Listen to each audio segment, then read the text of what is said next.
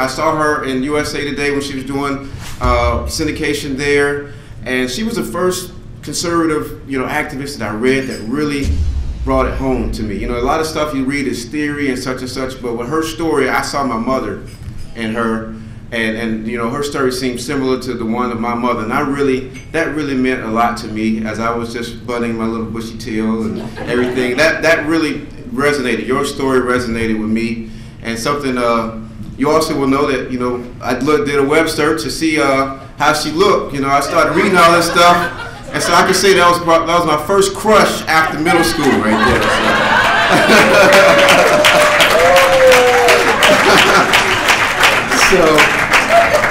So ladies and gentlemen, Star Parker is the founder and the president of CURE, the Center for Urban Renewal and Education, a 501c3 nonprofit think tank which promotes market-based public policy to fight poverty.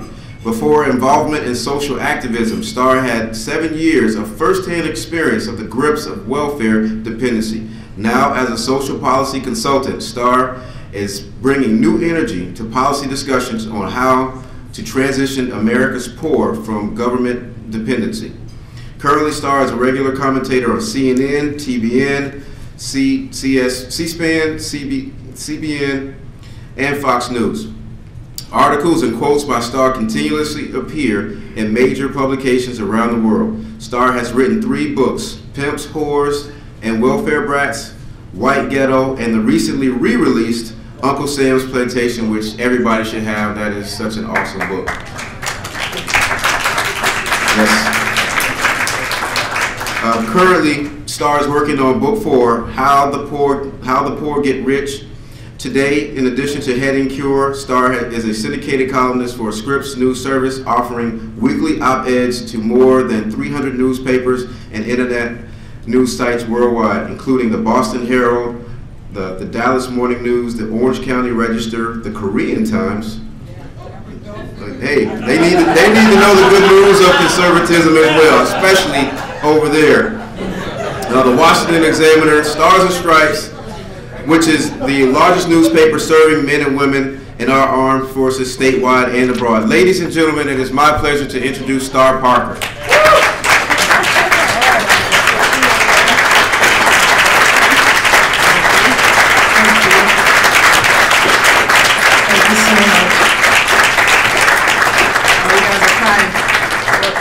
Yeah, that Korean Times, they're interesting. They have been running my column every single week for the last 6-7 years since I started with Scripps. But one of the reasons is because they are based in Los Angeles, and remember that was where the riots were. And so I think that they're really trying to still get through what happened to them during the 1992 Los Angeles riots, when they just lost everything because blacks were mad at white people, and the Koreans suffered as a result.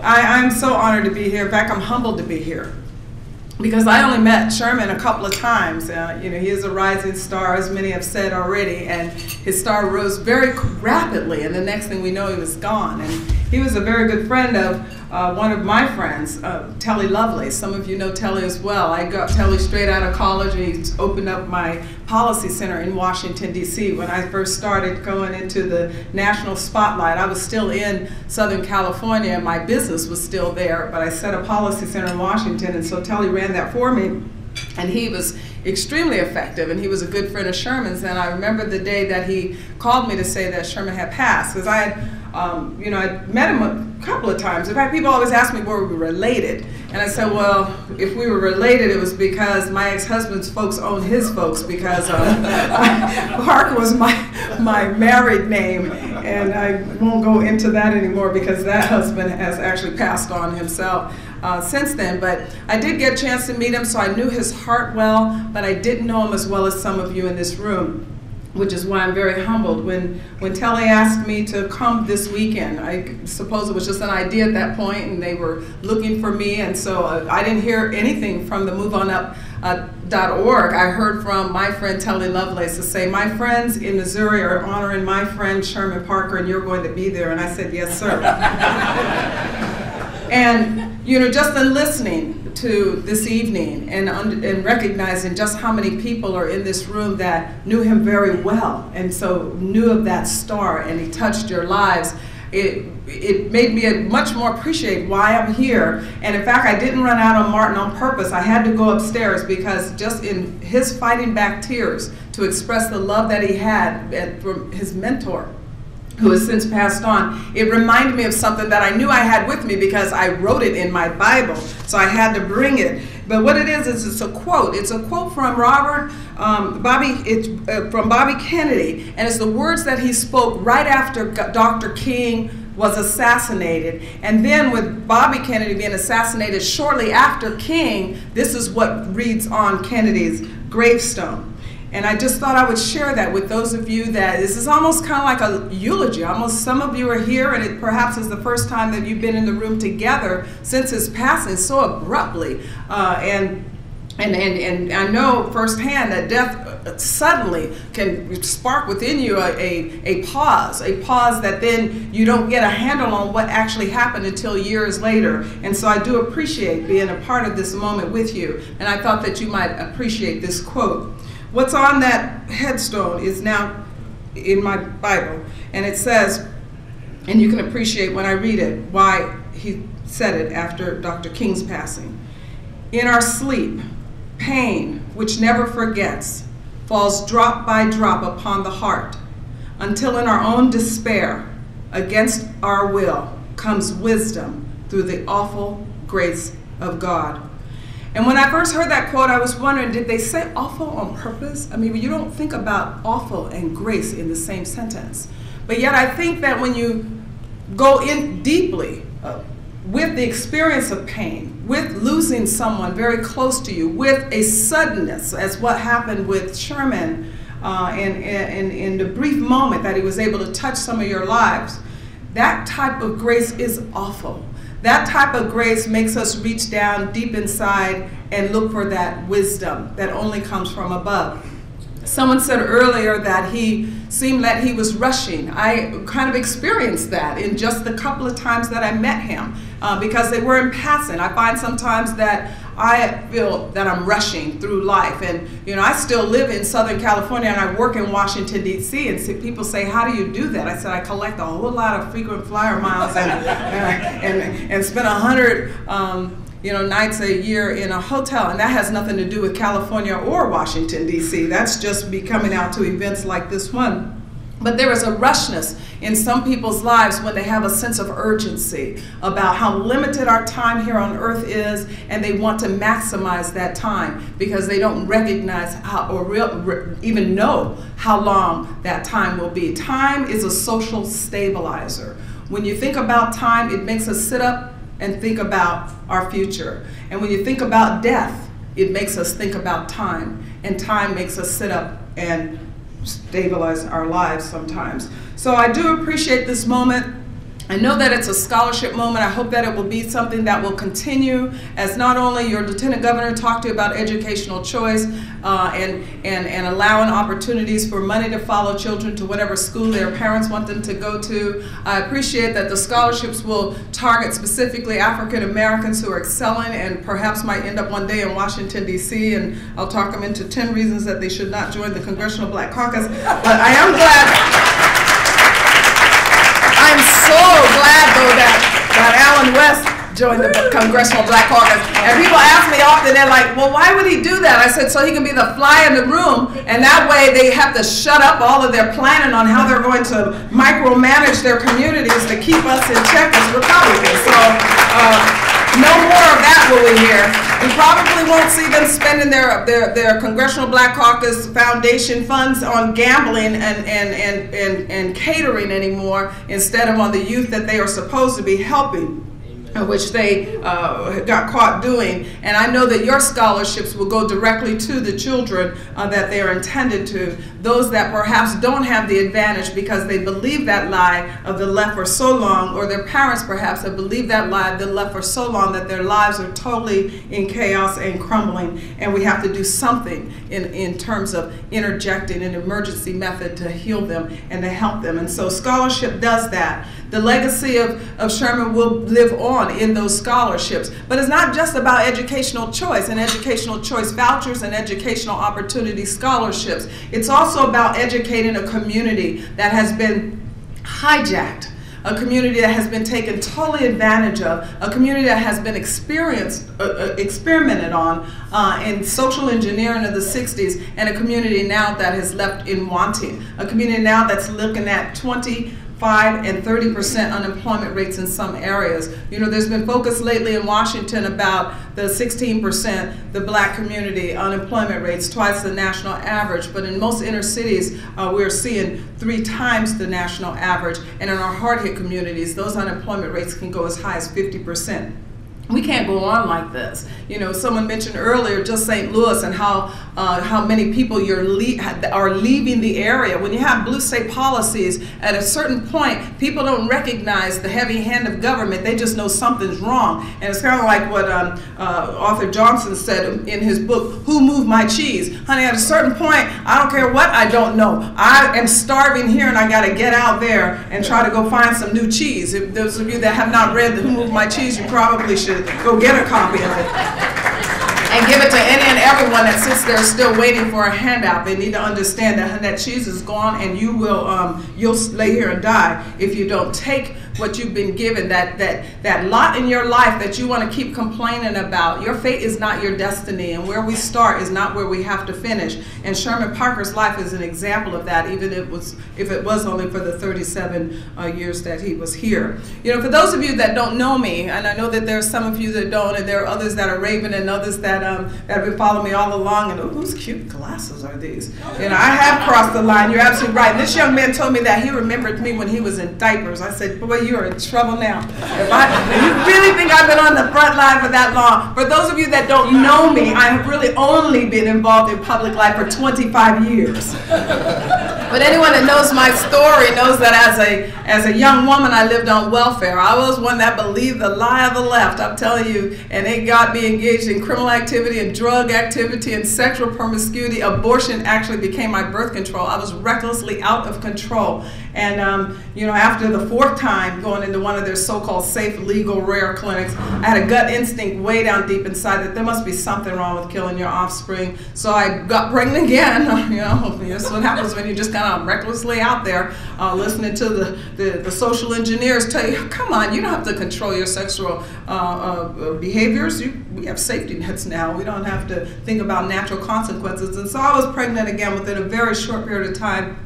And that's how I started living on welfare continuously. I'd already been in and out of the system about 4 years at that point. In fact, in California, their taxpayers are very generous to pay for abortion. And so this point, I went into welfare and watched my life for the next 3.5 years just spiral into a little dark hole. And it wasn't until after a Christian conversion that I was actually able to change my life. You know, someone asked me earlier today about my first book and how I stumbled into that and didn't want to write a book. And I said, you know, actually, the publisher came to me, and it was a liberal publisher, and when they got up to a couple of $100,000 on the table, you knew I was going to take it, but their motives weren't right, but their motives really were ill.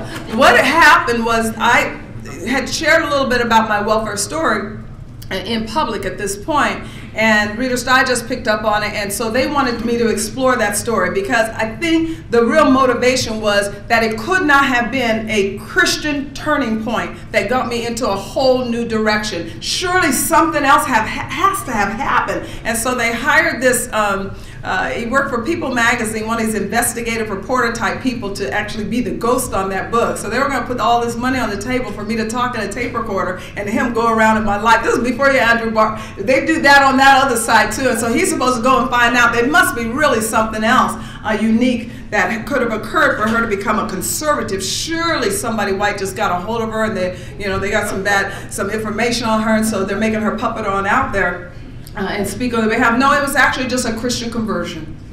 You know, I just heard the gospel. I was looking to subsidize my welfare check. You know, Uncle Sam is very cruel to the very people that he says he's trying to help. And so the rules of welfare were don't work, don't save, don't get married, and we'll just kind of keep you enslaved on this poverty plantation. And so I was looking to subsidize my welfare check so that I wouldn't have to tell, you know, according to the law, that I was needing other money and wanted other money. And I met some men that just didn't pay that way. They just didn't play the game. Because they were Christian men, and after talking to me and trying to get me to go to church with them, I did one day, and I heard the gospel. I heard that God was in Christ, that he was reconciling the world to himself. He wasn't counting my sin against me.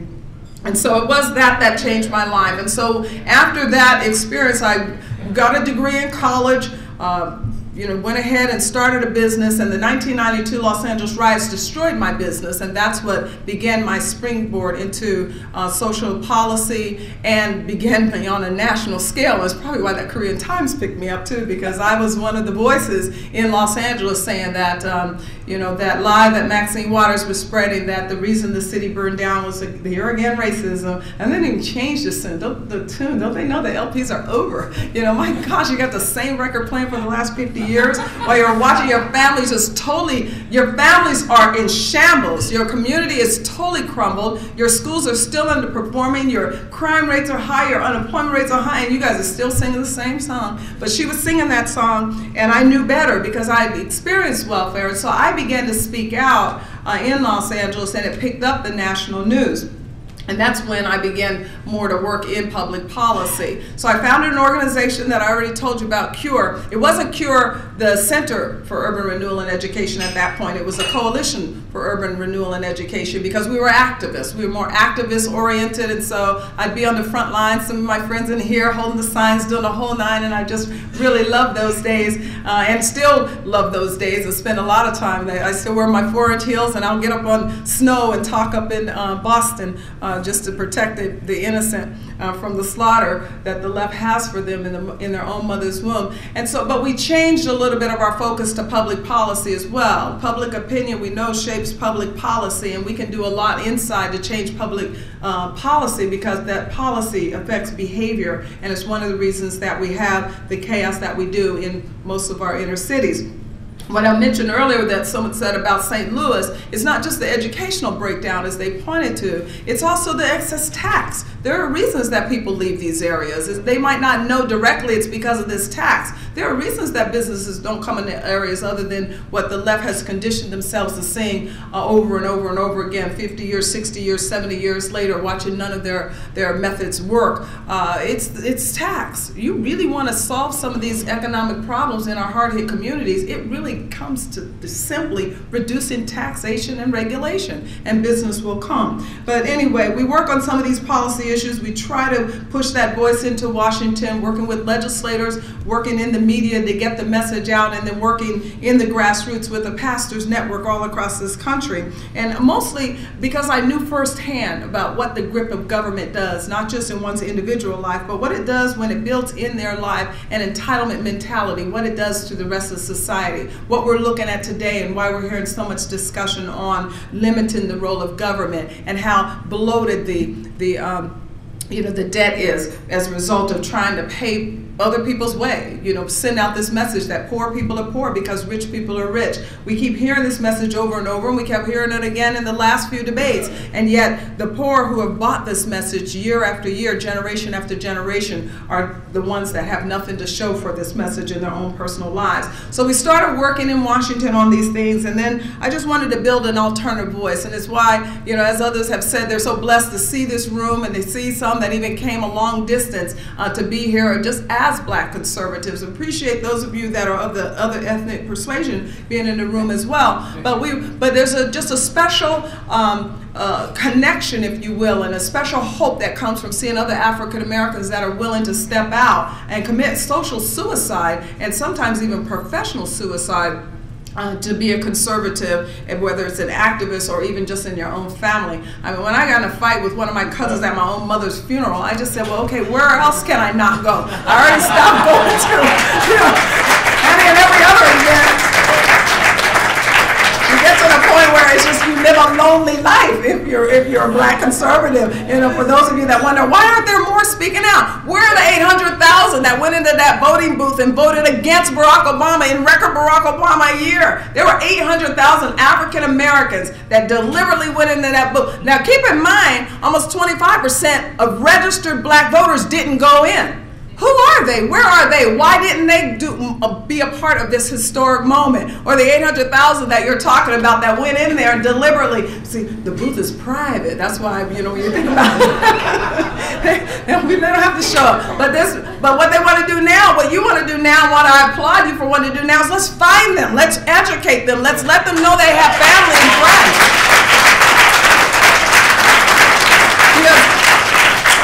Because all we need, and especially in some of these areas, all we need is for them to bring one of their friends. Keep in mind Ohio and what happened there a few years back after George W. Bush was running for the second time. We didn't need all of them. We just needed 3%. Now, it wasn't the additional 3% of black votes that that George Bush got that I would say, well, if it weren't for them coming out, you know, he wouldn't have won. Well, if they didn't come out, he wouldn't have won. Keep in mind, we get the 10%. It's that little extra 2 and 3% that can make a major difference in a state like Ohio.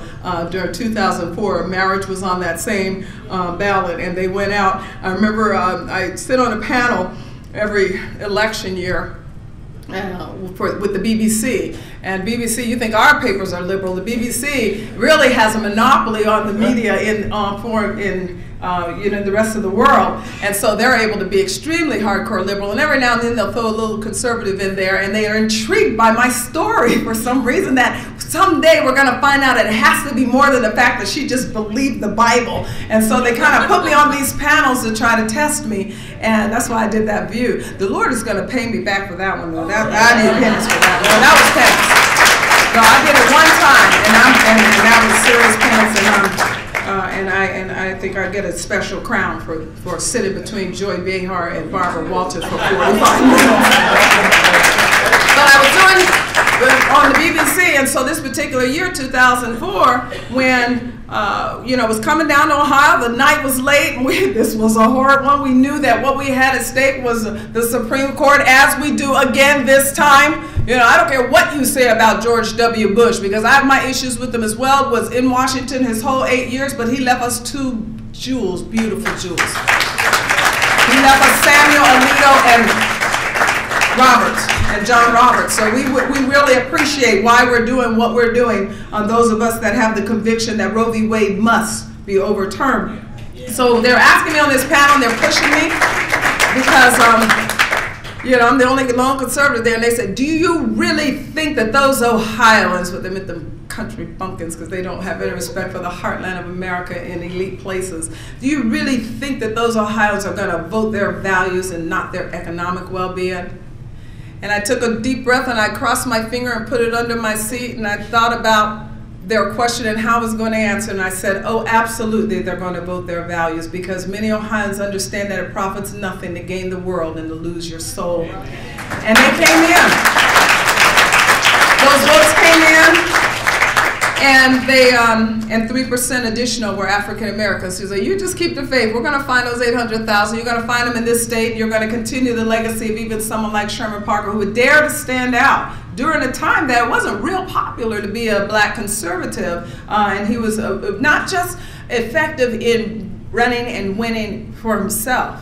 Remember what Sherman did prior to running and winning. He served, and he served some of our finest, and he served them well. I'm honored to have in my circle of friends from Jim Talon and John Ashcroft. In fact, that's how I know Ann, because we have mutual friendship in John. But you know, and over the years, I'm going to just tell those of you that supported my campaign, because some of you know that I was recruited last year to run for office. Although I work in Washington, D.C., I never gave up my residency in California, and so we didn't know what that wave was going to do in the country. We knew there was a bubbling and stirring. I was in Washington when the Tea Party showed up, and it was really interesting is that some of the people now that are the largest proponents of the Tea Party, and they're the Tea Party leaders, just a couple of months before they showed up in Washington, D.C., they were in the back rooms cutting deals on health care. They knew 2 months in to President Obama's presidency that health care was going to be on the table, and all of the war room meetings and private meetings were, okay, how are we going to just go ahead and, not, well, as we've heard over the last couple of months, or whether it was the CRs or the debt ceiling, it's like, well, okay, we're going to just knock, because one day we'll be able to get what we want. They were doing that then. And they were just lone little voices. Oh my goodness, lone little voices. One of them won the Ames straw poll today. That little voice that kept saying, yes, indeed. Oh yeah, Michelle Bachmann and others that were sitting there trying to just make a little difference and tell them, no, you know what? This stuff may be legal, but it's unlawful because it's unconstitutional that you're trying to get away with. And her voice kept getting stronger. And the next thing we know, we started hearing this little rumbling. You started hearing this rumbling.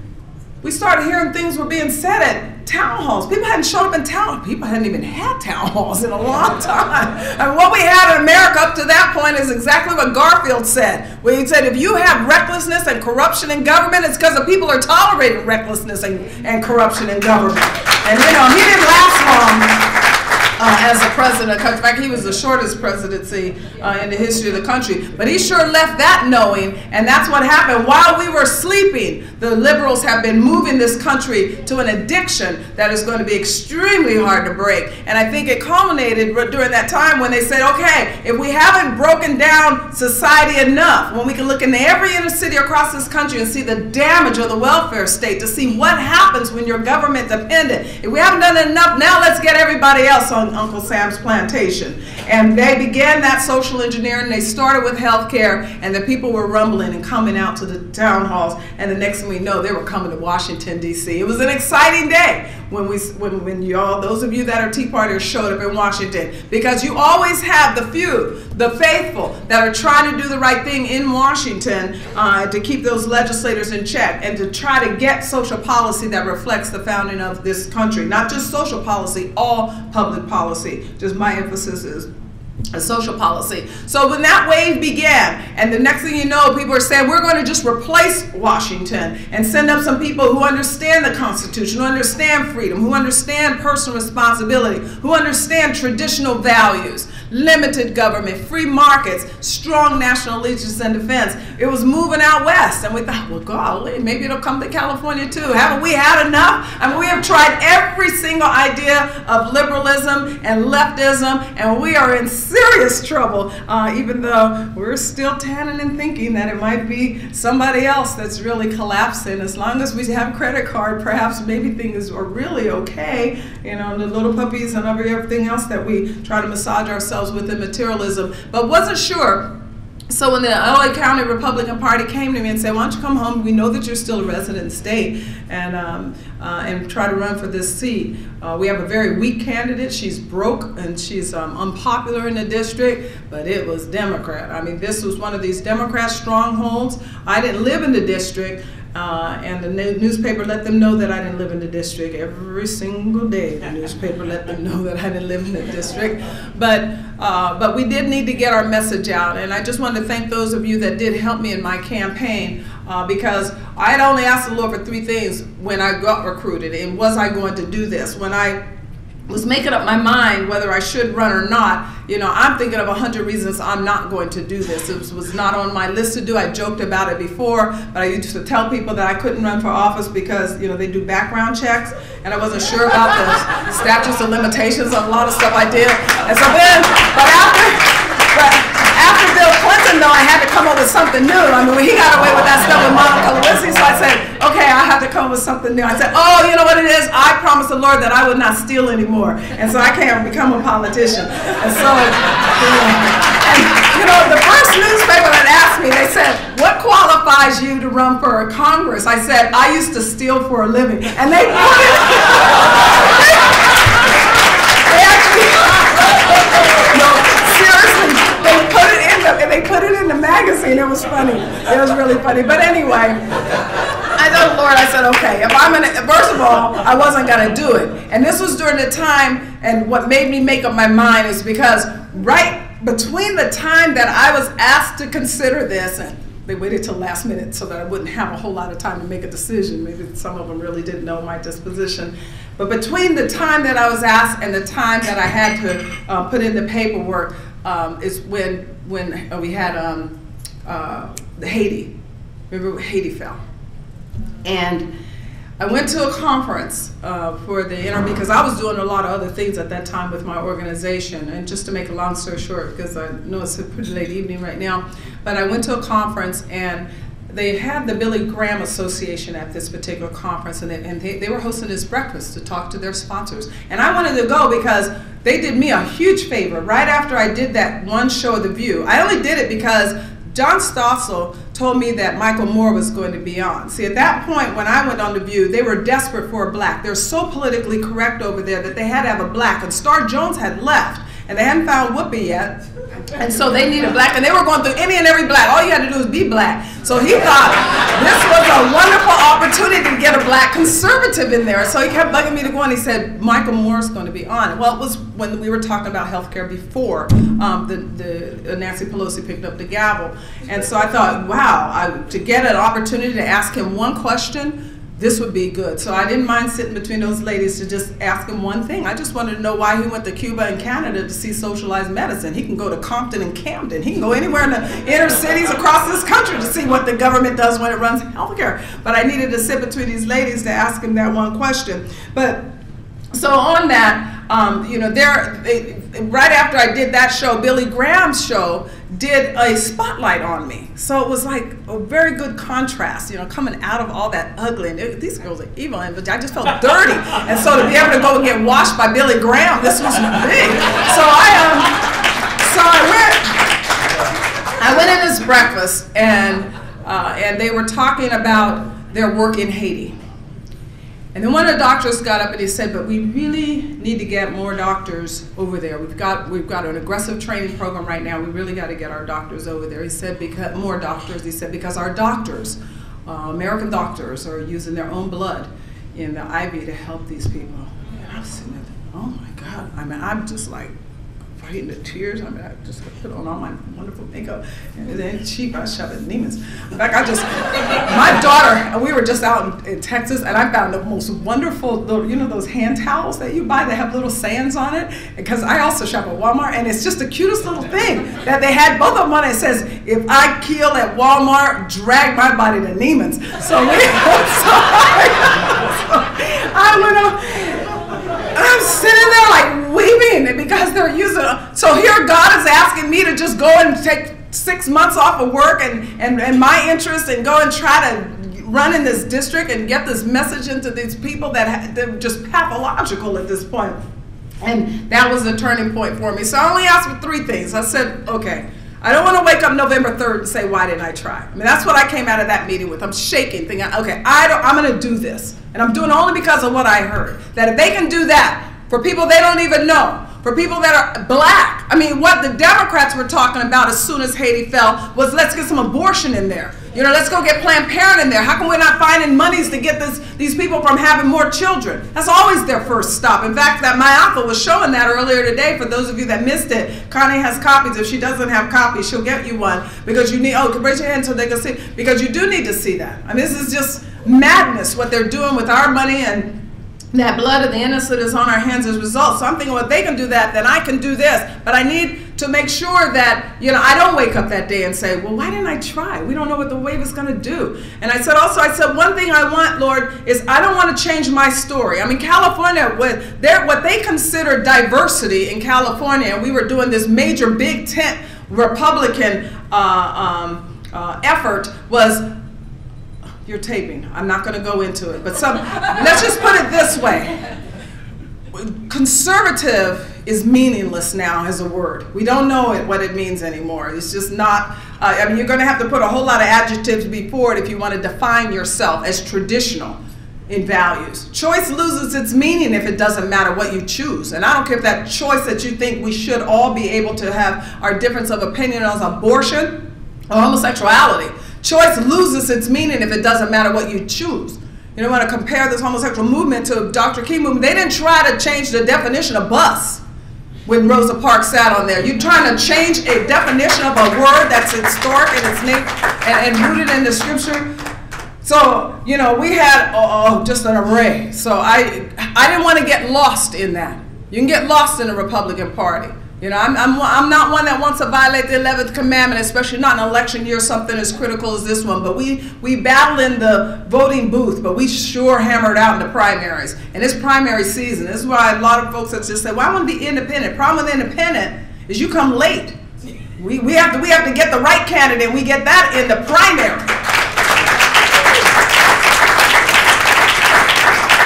So I said, I don't care who the rest of this little ticket is. And all they thought was important was that one was female, one was black, one was Mexican, one was the other. And I just couldn't get lost in that. So I said, second thing is, then I don't want to change my story. I want to tell who I am. So I need confirmation. I need one person to come up to me and tell me that my story touched them. Then I know that I'm doing exactly what I'm supposed to be doing. And sure enough, the very first church I went into, I didn't hold back. I always share my story, why I believe what I believe. And a young man came up to me, and he had tears in his eyes. You could tell he was wearing the scars of life. He was a Hispanic man, including scars from having been in and out of the jail system. You know, they wear them out, a tattoo in their language and their body motions. And he had tears in his eyes as he said, "Your story touched me." So I said, well, there was only one more thing, and this is the only point I'm even telling you guys about this whole thing about running for office, is one more thing I said I needed. I said, I need enough money to get my message out. These folks in these hard districts do not live in Venezuela or Cuba. They live in the United States of America. We're free. And what has happened over the course of time by us allowing for this gerrymandering to go unchecked, where you can draw, like in that district, five streets in one city just so that they could capture blacks to ensure that that is what they call a black minority seat. This we've got to do something about. I said, so I need to be able to get my message out to these folks that they have a right. See, because Republicans have let it go on too long. They hadn't run anyone in this district in 20 years. 20 years prior, before they started gerrymandering the district the way that they did, it was a Republican district. They drew one white community out and drew those 5 streets in, and the Republicans picked up their ball and bat and went home. They hadn't run anyone in 20 years. So I said, I need the money to let these people know that they have a choice. And the reason I'm telling you is because I know that there are people in this room that help me. People all over this country help me. The decent people that are in quiet communities saying, we know what's at stake. We know what time it is in this nation, and we've got to do something. And we're going to make our voice heard all across this country. And they started pouring it in. And I was able to raise $2 million for that one little district. In 5 months. So, you know, I wanted to mention that I didn't win. But I tell you one thing, we got our message out. And it's important that we got our message out there, and it's important that you continue getting out the message here. It's important that you start even at the city council level, because we can't go on as we have been. It's over. We are in this nation today, I believe, at a critical cross point similar to the 1850s. We can't keep going. It's when Abraham Lincoln, at a certain point, we had tried 80 years to live with this question of slavery. It may be legal, but it's unlawful in God's eyes, and he's not going to have it for too much longer. And by this point, we were so divided. You know that yourself. This is a city of Dred Scott, the gateway of the West, and here we have to make every decision. This is why this question of marriage. Are we going to be able to have 50 states with different marriage? Are you kidding me? We couldn't have 50 states with different slave laws either. You can't go on this more. And he reached into the scripture. And keep in mind, when Abraham Lincoln at that point during the Stephen Douglas debate reached into the scripture, Douglas mocked him. Douglas did exactly what we hear today. So be encouraged, those of you that, because of your faith, you get the mockery of the left. He mocked him for going into scripture. But he read the scripture that said, a house divided against itself can't stand. That was straight out of the Lord's mouth. Then he said, I don't expect the union to dissolve. The union's not going to dissolve. I know that. He said, but we're not going to be able to go on half free and half slave. We can't do this anymore. We're going to be all one or all the other, but we can no longer be both. And I'm really believing that that's exactly where we are in this country today. We have a half country that believes in secular socialism. And we have a half country that believes in freedom and responsibility. And we can no longer go. We're at that critical point. And in fact, I'm wondering if we've crossed it. Because when we heard a couple of weeks ago the president of the country in trying to mastermind again and manipulate people into thinking that we're going to shut it all down because Republicans are just so unbendable trying to protect the wealthy. When he said we issued 70 million checks, and then Geithner turns around and said, no, actually it's 80 million checks. Well, I'm sitting there, I'm a social thinker. I run a think tank. I read data. That is what I do. Well, actually pay somebody to help me do it. And the new census is out. We only have 130 million households. If you got 80 million checks going to households and you only have 130 million households, we're already over half the country getting from government. We already know the damage is done in black communities. You know, I wrote notes, I can't even seem to keep up with them because I just want to tell you this, and I'm hoping I'm not going to miss something on my note. We already know what happened. They started this social engineering of the black community and their welfare programs 50 years ago. And look at the social chaos. That family just totally destroyed itself. It's underappreciated in the 60s. The black home was intact. 78% of husbands were in their homes with their wives raising children. The issue on the table that day was remove these governmental barriers of Jim Crow. Government. How is it the same community that rejected government then is all addicted to government now? It's unbelievable. Unbelievable.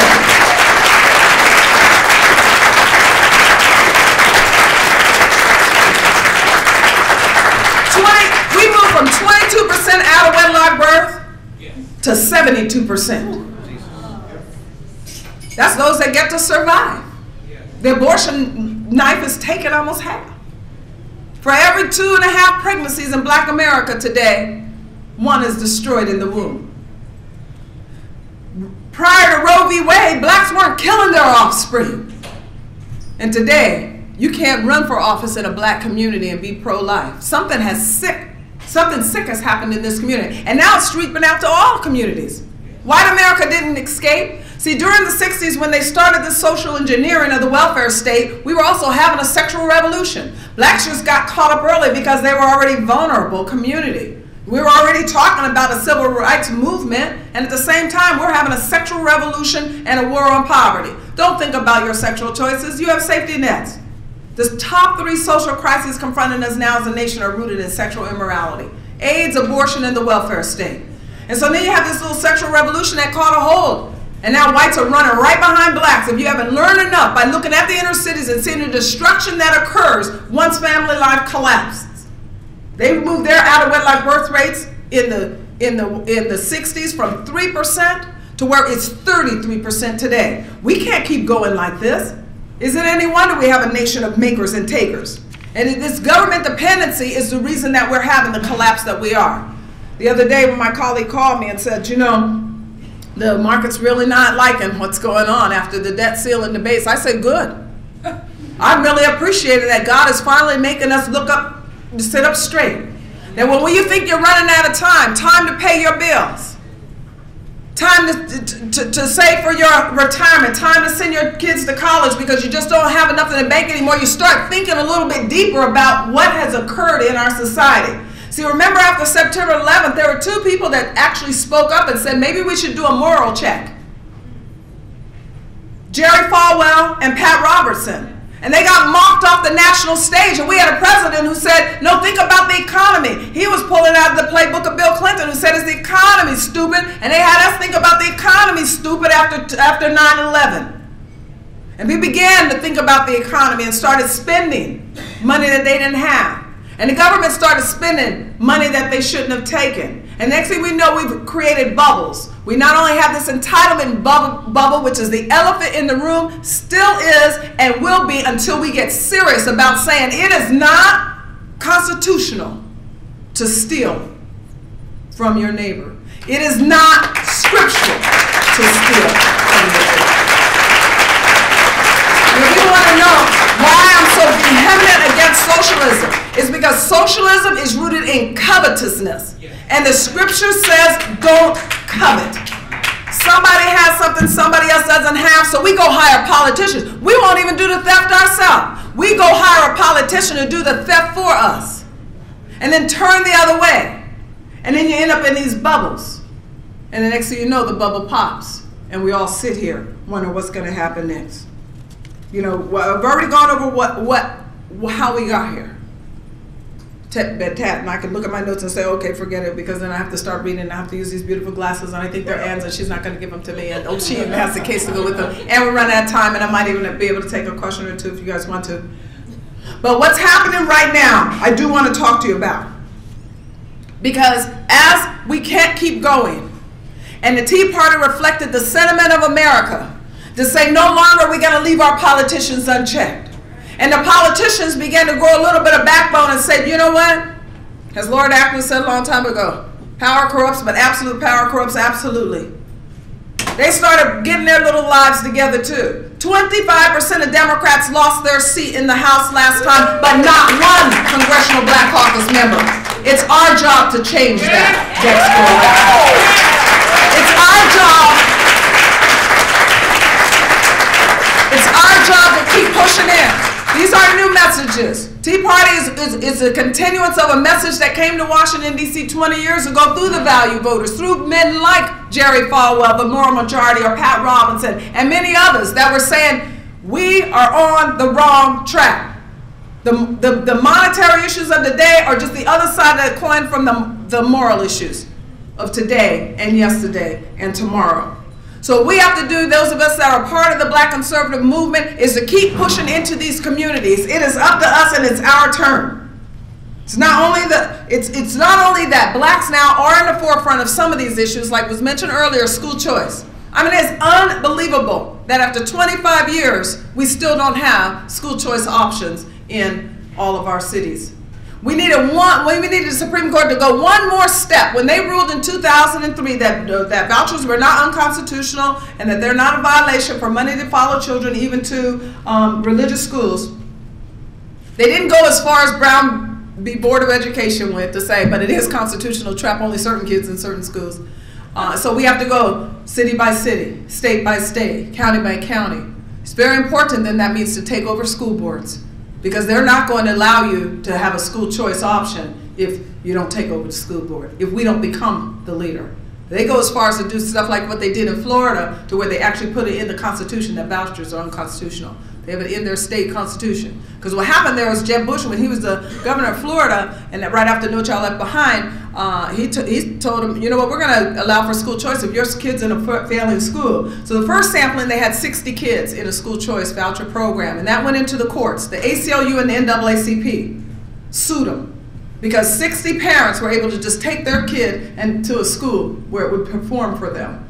And they sued them because some of those schools were religious schools. Well, while they're in court, Governor Bush said, well, now, if your school over the next year ends up on that list again, see, the federal government now had a list of saying who's failing and who's not, like we really needed, you know, No Child Left Behind. We already know, out of the 20,000 high schools in the country, we know which 2,000 are broken. They just don't want us to focus on it, because they know that if we focus on it, we're going to have to say, yeah, they're all in inner cities, they're all with these minorities, and, you know, it makes us look bad, makes liberals look bad, because these are their territories.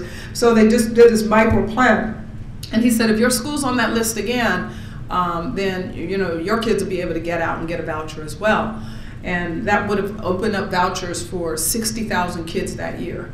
Not one school failed that year, not one. All of them seemed to have figured it out just in 1 year, how to, you know, teach a kid how to read and think and do some math. It was just remarkable. But in the meantime, it's over here in the court. The vouchers are still over there in the court. And they lost in Florida. They lost in Florida because what the judges, liberal judges in their court said was, there's a uniformity clause in the Florida Constitution. Uniformity clause meaning that all schools have to pretty much be the same, you know, I guess to promote secular humanism and the other ideas that they seem to promote in every public school across this country. But what they found was that the private schools are not uniform. The Catholic schools are a little bit different from the Baptist schools, a little bit different from the Methodist schools, a little bit different from the Lutheran schools, so they lost and they cannot take it to the United States Supreme Court. So we need young people who are now going into the courts, going into law and getting them onto these courts. We're in a long battle. We have a long way to go to get there, and I'm talking about in our urban centers. Now, you can keep bleeding here in St. Louis because some states don't mind you bleeding. Because for the numbers that are leaving out of these hard-hit blue states and going to these red states, they're finding prosperity in those states. Those states are starting to do really well. Now, of course, there are many of us that have to run in those states and make sure they didn't bring their values with them because we don't want them to turn them blue. But notice that the jobs are going there too. And on that point, I want to tell you one thing the new census showed us. It revealed the failure of the liberal social engineering.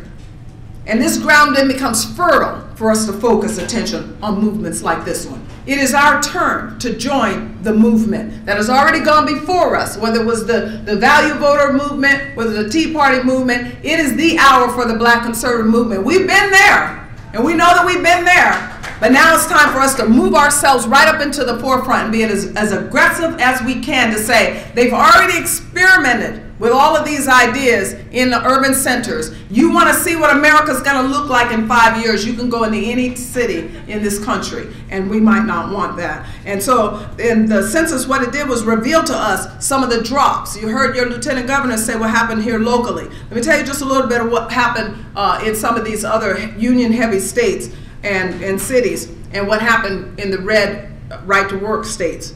There was a 17% drop in New York City. In Chicago, 25% drop. And in Detroit, 25% drop. Black folks, that's who these drops are. Black folks who left these cities to go south. They went south to Florida. They went south to Georgia. They went south to North Carolina. And what Mead said, social thinker Mead, some of you might know him, is that the failure of blue state as a result of, he's a Wall Street Journal, he said this there, and he was talking specifically about this drop. Because, of course, all the liberals are scratching their head. What happened? Why are y'all leaving us? You know, it's just like, okay, who moved your cheese? It's gone south. You know, you want to talk about the jobs went to, you know, they left Michigan and went to Mexico. They didn't go to Mexico, they went to Tennessee. And so they're going to Tennessee to get their job. They went to South Carolina, and they're trying to do anything they can to keep jobs from created in South Carolina because they've removed governmental barriers and they have limited taxation against business to go there. So Mead says that the failure of blue social policy for blacks is the most devastating possible indictment of the 20th century liberal enterprise in the U.S. Helping blacks achieve the kind of equality and opportunity long denied them was more than just one of many justifications for blue social policy. It was the defining moral task that has challenged and shaped American liberalism for the last 50 years. He said the census basically has left them in wanting. What the census is showing us is that these policies, so well-intended, have failed. So this is an opportunity for MoveOnUp.org. This is an opportunity for you guys to recapture St. Louis. Nature abhors a vacuum. If we don't take advantage of this opportunity, then other elements will move in, including crime. There are many now that are assessing, is crime going to occur because of the result of, you know, so much despair. We see what's happening now in London and other places. We see now that some of the blacks are going to, so-called leaders are going to start their poverty tour so that they can insist that white people are just trying to hoard it all and keep it from them and not allow for the black president to have his moment. And we'd rather see the nation collapse, and they're going to be out there instigating. In fact, it was Cornel West and Tavis Smiley just began their tour. The Congressional Black Caucus is going on their tour to talk about how we need more government, big government. They just believe that they just haven't made that round peg fit in that square hole enough. I mean, this is the definition of insanity. They keep doing the same thing over and over and over and really thinking you're going to get a different result. The reason they think that they haven't gotten the result that they really want, this utopia, as they destroy everybody, because they certainly want to kill off all their offspring. But the reason they believe it is because rich people still have money offshore. Notice how off the talking points now they're talking about how much money is not in this country that should come back. I just did a radio show with one of the black losers, and he said, well, you know, if the wealthy would just stop putting their money in other countries and brought it all back. I said, and what do you plan to do to make them bring it back? What can you do to somebody? I mean, my goodness, when the healthcare debates first started and they knew that they were going to take over a sixth of the economy, the first thing that the healthcare industry started doing, including doctors, was try to figure out how they can do surgery in the middle of the ocean.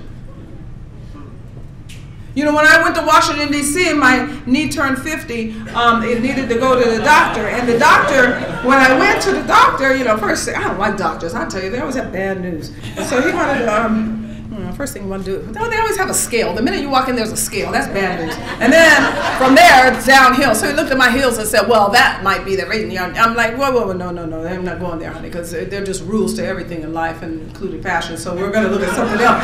And he said, well, you know, might need some little surgery there. And I couldn't do any surgery. So anyway, we got into a little bit of conversation, which is the one I want to tell you. And it was, I just kind of gone to Washington full time, and so you got to get Washingtonian, because see, Washington is just like Hollywood. They have their own magazines, their own newspapers. It's all a bunch of gossip, frankly, and this is the reason that, you know, no one tells on anybody, because everybody knows something about each other. And so you can find out everything in it. But Washingtonian this particular time had the 100 best specialist doctors in the city on the cover. And so I said, wow, doctor, I didn't see your picture in there. And he said, no. And I was kind of like joking with him. And he said, yeah, but did you notice something that they all had in common? I'm like, no. I mean, I saw a black one, white one, Mexican one, Asian one. Saw a women one, male one, short one, tall one. I mean, he really stunned me. I'm like, well, no, I didn't see. I didn't notice anything they all had in common. They're the top specialists in the city of Washington, D.C., in every area you can think about. So there was even diversity in the kind of things they study. And he said not one of them takes insurance.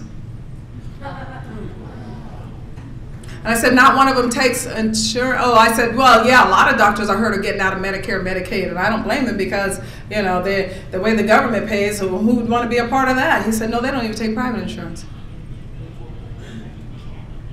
See, it's liberals that are the liars. They understand what it means to control a society that doesn't have a middle class. See, if you notice all of the countries that they so admire and they visit and do all of that, there's a poor and there's a rich, and there's no middle class. You are not going to get them to bring their money back in if they don't want to. See, this is what I have to talk about on these college campuses. You can't force free people to do something. Money's fungible. It can go anywhere at any time.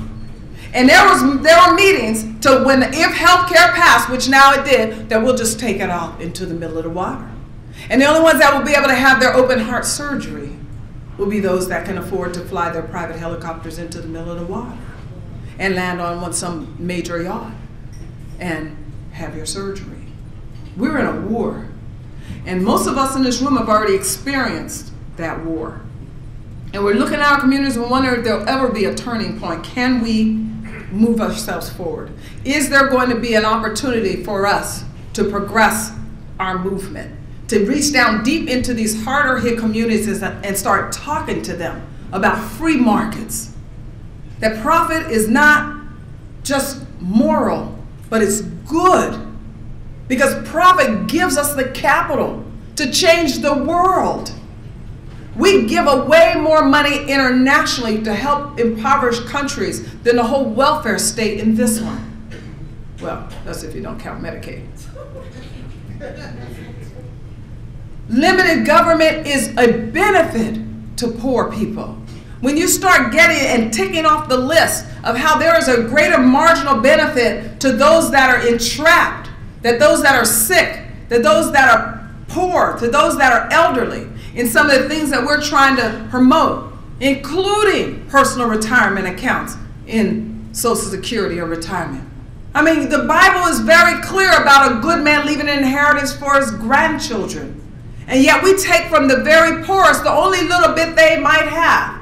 Rich people are not retiring off Social Security. Notice that the politicians that are talking about what they're going to do about Social Security are not in the program. They exempted themselves out a long time ago.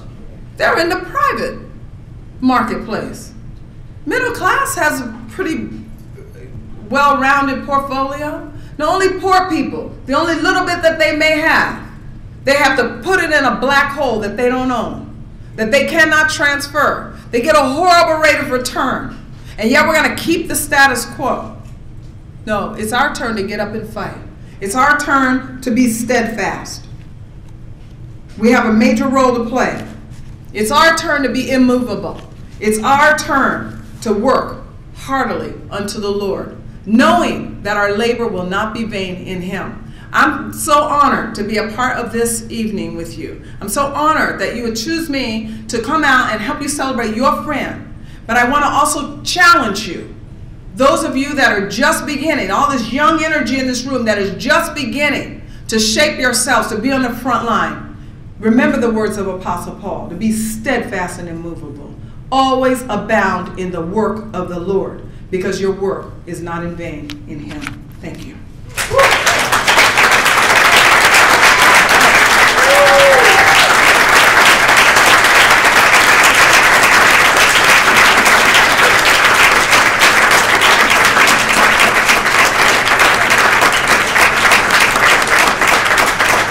Ladies and gentlemen, Star Banquet.